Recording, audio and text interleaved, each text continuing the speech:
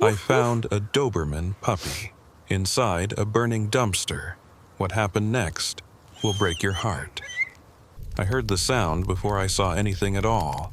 A thin and rasping note that scraped the alley like a wire pulled too tight, the kind of high-pitched whimper a Doberman puppy makes when it's trying to stay conscious through pain.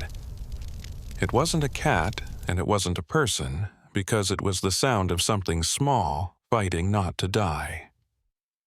The fire inside the old dumpster behind Miller's Market crackled like plastic being torn from its bones, and the heat hit my face with the violence of a furnace door swinging open. Boise wasn't cold that day, but the air around that metal box burned like someone had opened the lid on a nightmare. I'm Evan Carter, 11 years a firefighter, and I've put out more dumpster fires than I can remember. I had never heard something crying inside the flames. I heard the sound again, sharper and faster this time, like someone using the last breath in their lungs to say I'm still here. I shut off my radio, dropped the hose, and walked straight toward the burning dumpster without hesitating and without thinking, because there was only one thought left in my head: something alive is in there.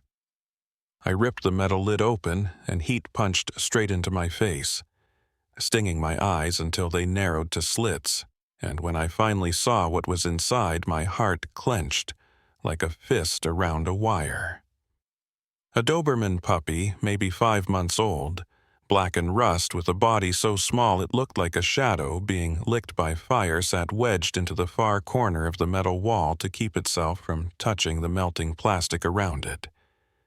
Its ears folded down in fear, its back arched, its front paws lifted off the floor pads blistered red, and trembling like a live current was running through them.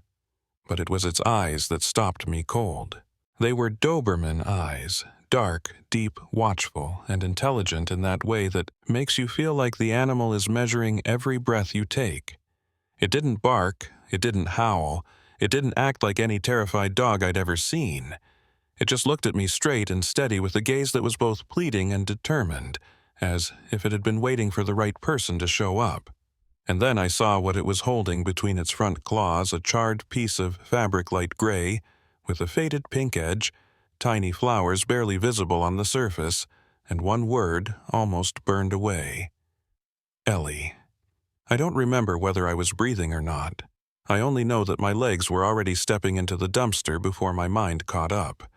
I climbed the metal lip, hooked my foot for balance, and leaned down through heat that felt like it wanted to crush my lungs. "Hey, buddy. You're okay now. I'm here." My voice came out dry as dust, but I kept it slow and soft, the way you talk to a child trapped in a nightmare. The puppy didn't retreat. It trembled harder, but it didn't retreat. When I reached my hand toward it, it tilted its head just slightly, the kind of tilt this breed makes when it's deciding whether or not it can trust you. I touched its chest. Its fur smelled like burnt hair, and its skin felt as hot as something pulled straight from the sun. It didn't snap or scream or try to run. Only when I slid both hands under its body and lifted did its whole frame shudder, a violent tremor ripped from pain and fire and the impossible instinct to keep surviving. It was terrifyingly light. Too light for a Doberman that age. I pressed it against my turnout coat, shielding its head from the scalding metal behind us, and that was when it did the one thing that broke something open inside me. It leaned in and touched its nose to my chest, a small gesture, but enough for me to understand that it had made a choice. It chose me right there inside the fire, in the worst moment of its life. And as I carried it out of the dumpster, flames flaring behind us, only one thought followed me into the smoke. Who throws a Doberman puppy into a burning death, and why did it still cling to a scrap of fabric with the name Ellie, as if it were holding its own soul? I carried Rowan out of the fire while the heat was still clinging to my face. The smell of melted plastic still trapped inside my mask and buried in the seams of my gloves, and it wasn't until my boots hit the concrete behind Miller's Market that another sensation rose up from somewhere I had sworn never to touch again. My name is Evan Carter, 38 years old.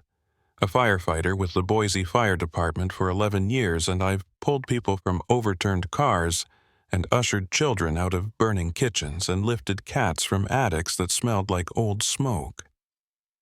I thought I had made peace with pain, maybe even with loss, but nothing prepared me for seeing a Doberman puppy trembling like a leaf while clutching a charred scrap of fabric as if it were holding the last piece of its soul. I recognized something in it, and that recognition dragged me straight back into a memory I thought had died long ago. Scout, my Doberman, the only dog I ever let myself love in the full sense of the word.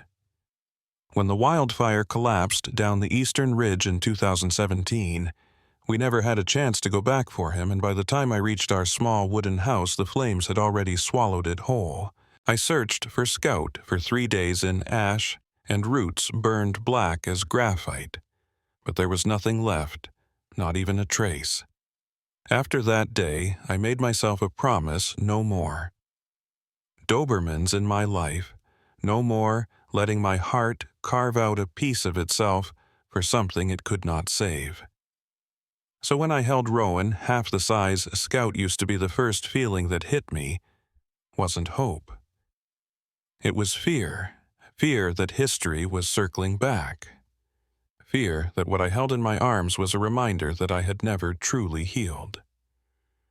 I bent close to Rowan as I set her down on safe ground far from the dumpster still whispering smoke.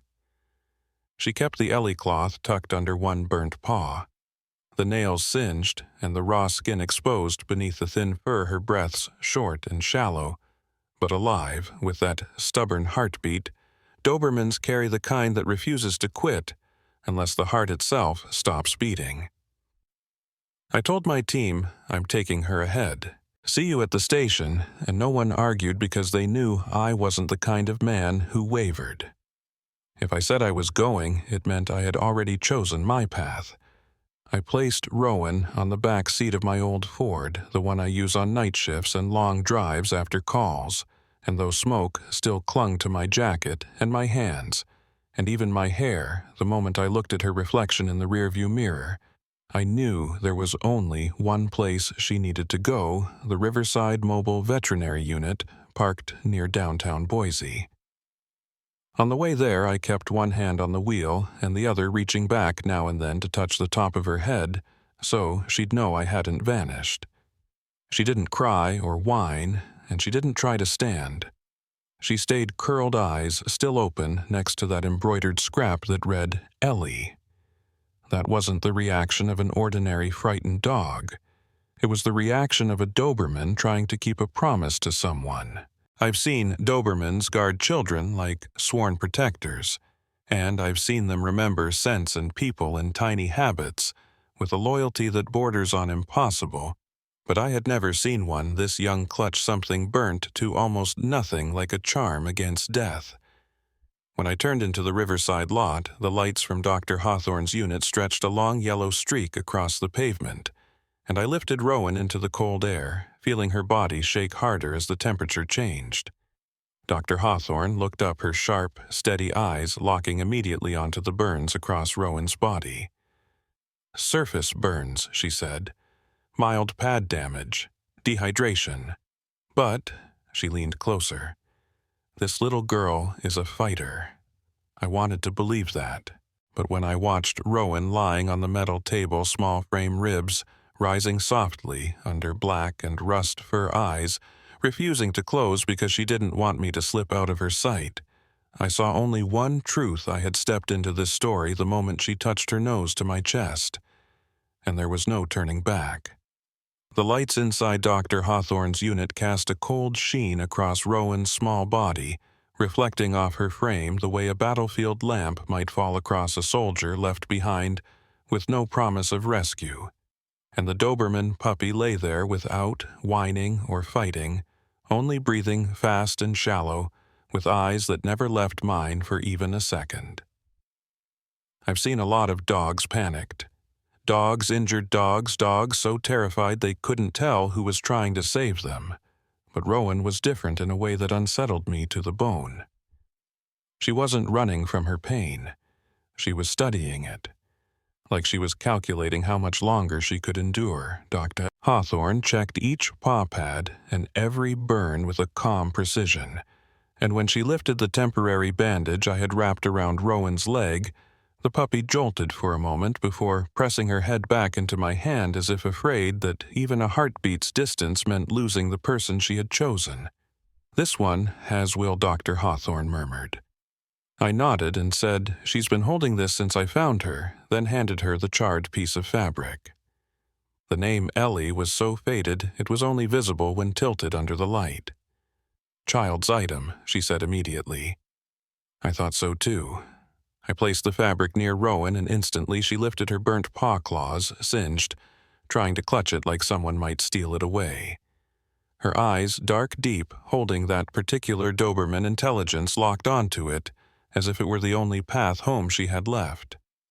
"Strange," Dr. Hawthorne whispered. "Most burned dogs panic. They hide, they flee.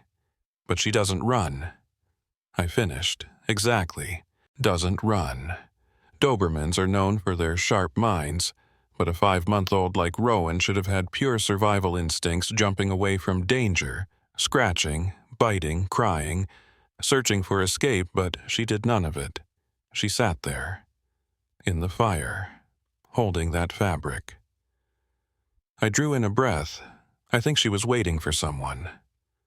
Dr. Hawthorne met my eyes with the steady coolness of someone who had saved more lives than I could ever tally. Maybe the child whose name is on that cloth. Maybe someone she loved. She stroked Rowan's head gently. "Dobermans choose one person, and when they choose, they don't let go," I said. "Never." When we placed Rowan in the temporary kennel for fluids, she began trembling hard, not from cold and not from pain, but because I stood up to leave. The puppy didn't bark and she didn't cry, but the way her gaze locked onto me with slow blinks and urgent breaths said everything. Words never could. "Don't go." I knelt beside the kennel, and Rowan immediately pushed her nose through the bars, trying to wedge her entire face through the narrow gap like she could force her way back to me. I slipped my hand inside and touched the patch of fur left on her cheek, and her eyes softened for a moment before she exhaled sharply the kind of sigh only a dog who has been scared for far too long ever makes. "I'm here," I whispered, "not going anywhere." Rowan closed her eyes for the first time since I'd found her. Only for a few seconds. Then she opened them again quickly just to make sure I was still there. I studied her injuries, fur-charred in ragged patches, skin red and angry paw pads splitting, and yet none of that was what tightened my chest. What broke me was her absolute refusal to drift away from awareness. A Doberman puppy does not let go of the person it trusts. Not ever. When Dr. Hawthorne placed the sign, "Burn case, critical but stable," on the kennel, I rested my hand on the metal bars and faced the truth waiting for me whether I wanted it or not. Why was a 5-month-old Doberman puppy inside a burning dumpster with a child's cloth? And the harder question, who was she holding it for?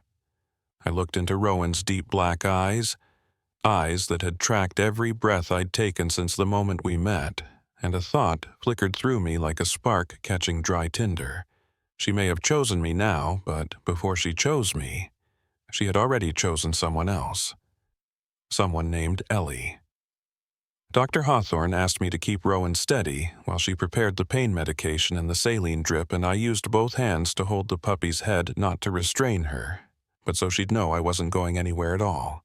Rowan didn't resist, and she didn't pull away. She let me do everything, yet her eyes stayed locked on mine, like I was the last anchor in a storm she had been drowning in for far too long. "I'll be quick," Dr. Hawthorne said. "Small Dobermans tolerate pain well, but this one has been tense for too long." I nodded because I knew Dobermans and I knew their threshold for suffering, but the way Rowan trembled, not from hurt, but from fear that I would slip out of sight, wasn't ordinary fear. It was the fear of being left behind. "Evan," she called when she finished the drip. I need to ask you something.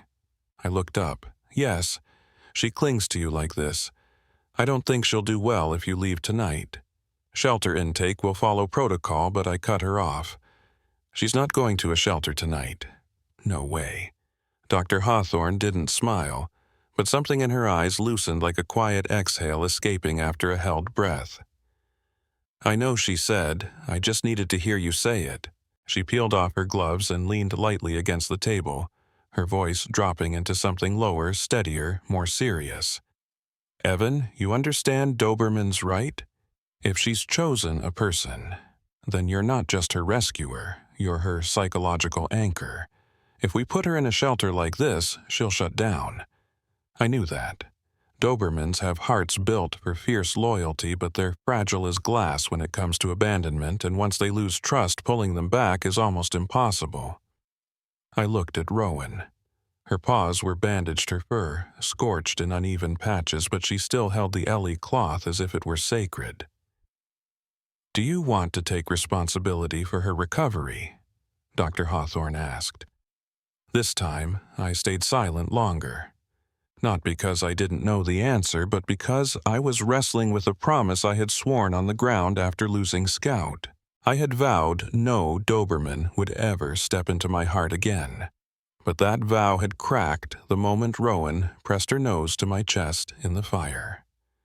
I let out a breath, long, heavy, like dropping a stone I'd carried for years. I'll take responsibility, I said. I'll care for her, until she can stand, until she stops looking at me like I'm the only thing holding her together. Dr. Hawthorne placed a hand on my shoulder. She's lucky, Evan. I looked at Rowan, at the way she curled her head against the fabric, her eyes blinking slowly, her breath smoothing out with the medication. No, I said, my voice roughening. I think I'm the lucky one. We transferred Rowan out of the unit using a soft carrier reserved for high-stress cases, but the moment she went inside, she sprang up, trying to wedge her head through the opening, searching for me with those black eyes that felt like falling into a well. It's okay, buddy, I whispered, sliding my hand inside. She pressed into my palm, instantly trembling once before releasing a breath that sounded like letting go of a nightmare no one else could hear. Dobermans rarely do that, Dr. Hawthorne noted. She's clinging to you harder than I expected. I lifted the carrier and held it close to my chest so she could feel my breathing, and Rowan settled at once, her long, narrow Doberman body curling small as if afraid to take up too much space in a world she wasn't sure she belonged to. When I opened the car door, the Boise sky had already shifted to the cool blue of late afternoon, and a light wind rolled across the lot, and Rowan inhaled sharply, as though she sensed she was stepping into a new world she wasn't convinced was safe yet. I set the carrier in the passenger seat and cracked the window for fresh air. When I slid into the driver's seat, Rowan nudged her nose out of the carrier and touched my wrist, not asking to be held, not asking to get out, just confirming that I was the one driving and that I wouldn't take her somewhere she'd disappear behind a cold, sheltered door. I'm taking you home, I said. My voice was low and steady, no hesitation left. Home. I didn't know what that word meant to Rowan, but when the car rolled forward, I heard a tiny sigh drift out of the carrier. A sigh of relief. That was when I understood I wasn't just pulling a Doberman puppy out of fire. I was pulling her from another kind of abyss. And whether I was ready or not, I had already stepped into the role she'd chosen for me, from the very first moment, the only person she trusted. I brought Rowan home on a Boise night, washed in the cold glow of streetlights stretching across damp pavement, and the small wooden house on Maple Street had never felt so wide until I set the carrier on the rug and opened its door. Rowan didn't step out immediately, choosing instead to lie there with wide eyes and lowered ears, her head slightly lifted as if trying to determine whether this was safety or just another temporary stop before being abandoned again. Come on, buddy, I whispered, kneeling down with my palm open on the floor. The Doberman puppy hesitated for a second, then eased her head out of the carrier and set her bandaged paw on the rug, trembling softly from pain, but still taking a step small, deliberate, determined in that pure Doberman way. When she finally emerged, I watched her body loosen for the first time all day as she inhaled deeply, her nose quivering as she memorized the scents around her pine wood, the lingering smoke from a fireplace I no longer used, and the faint trace of my jacket hanging by the door. But what hit me hardest was when Rowan spotted Scout's old dog bed, the one I had never gotten rid of. She limped toward it, lowered her head, took a slow breath, and then, without guidance, stepped onto it, circled once with careful precision, and curled herself into the fabric as though she had found the one place she belonged. I sat beside her, and Rowan lifted her head and placed it on my leg. It was the first time she'd done that on her own. The first days of recovery weren't easy. Rowan slept like dogs who have known deep trauma do, lightly waking suddenly as if flames were licking at her face again, her breath hitching in the dark.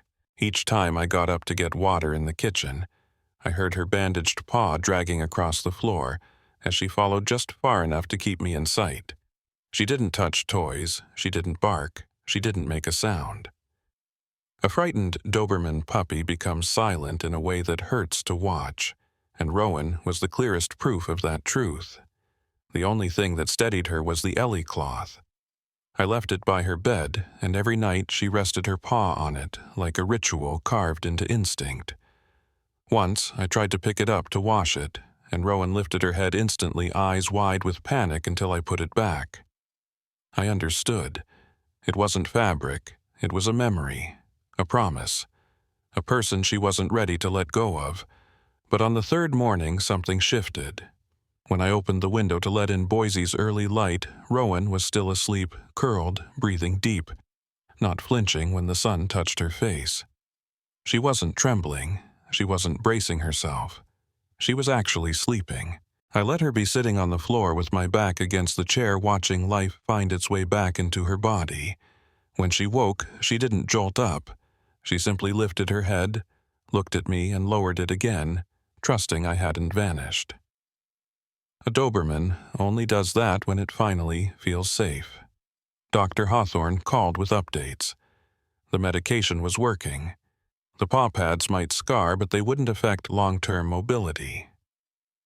I hung up and saw Rowan standing by the door, her posture tilted from the injured leg, her eyes asking for something simple. A walk, I thought. Just one. I carried her into the backyard, a patch of overgrown grass I hadn't trimmed since last season, and the Boise wind moved lightly through it as Rowan tipped her head up, her ears folding with the breeze, and her eyes narrowing into the sunlight. For the first time I saw her relax, not fully, but closer than before. I set her down. She limped one step, then another. Slow, determined to quiet fight against pain as Dobermans always do, pulling themselves out of the dark, one silent effort at a time. And then it happened at the park near Longfellow Elementary. I was holding Rowan when she suddenly stiffened her whole body, turning toward the playground, ears rising, eyes wide, breath slowing until everything inside her seemed suspended. I followed her gaze. A little girl sat on the swing. Light brown hair, pink shirt, a small gray backpack with a rose patch gray border, and a name clearly stitched beneath it. Ellie. My heartbeat slowed. Rowan's did too. She looked at the girl the way someone looks at something lost, but never forgotten, something searched for even when hope runs thin. I didn't understand yet, not fully, and I hadn't pieced the whole picture together. But I knew one thing with absolute certainty: Rowan wasn't trembling anymore.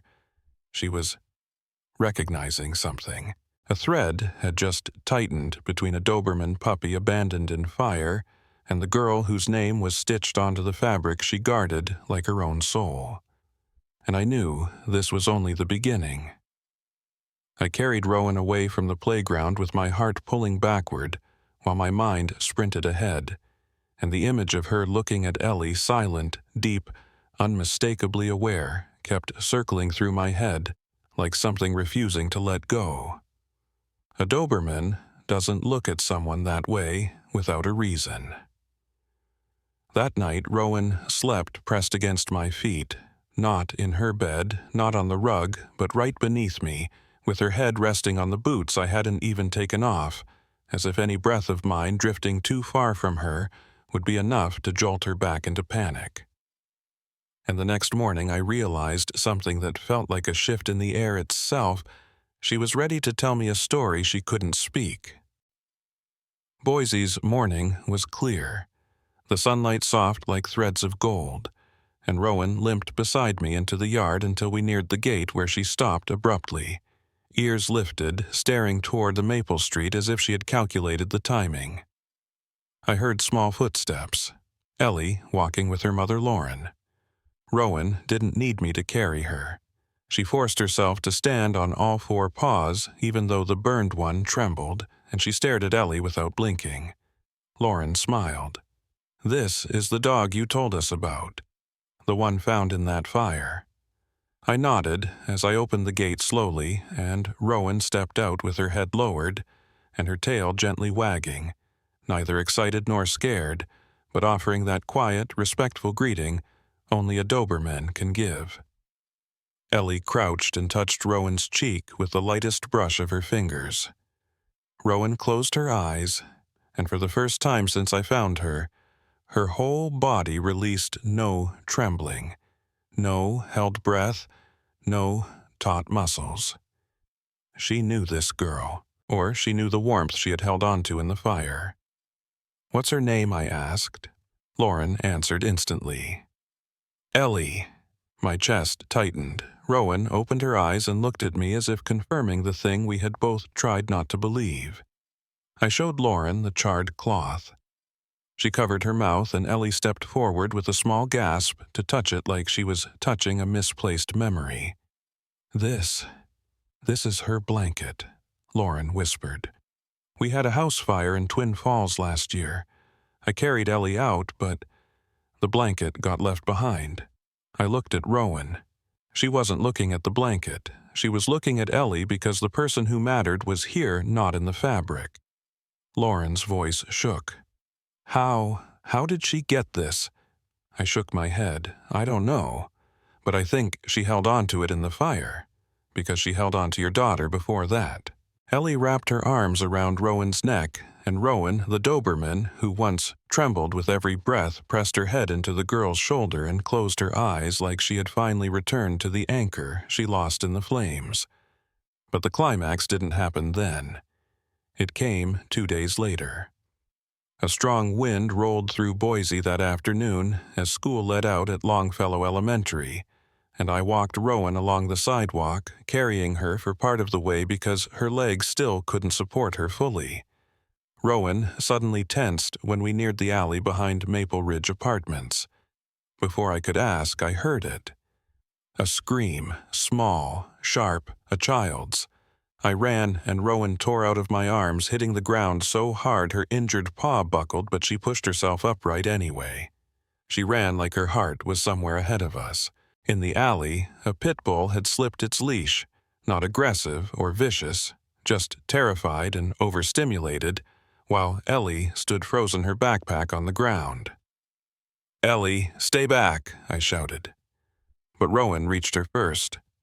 She rushed in and planted herself in front of Ellie, arching her back and lowering her head with her legs spread, classic Doberman protection posture. She didn't bark and she didn't attack. She released one sharp, controlled growl, the kind that draws an invisible line, "Do not cross." The pit bull stopped. Not from fear, but because Rowan was too steady, too certain. Dobermans don't threaten. They announce. Rowan took one step forward, just one enough to say, "If you want to reach this child, you go through me first." A teacher ran in and lifted Ellie, and the pit bull's owner grabbed their dog and pulled it away.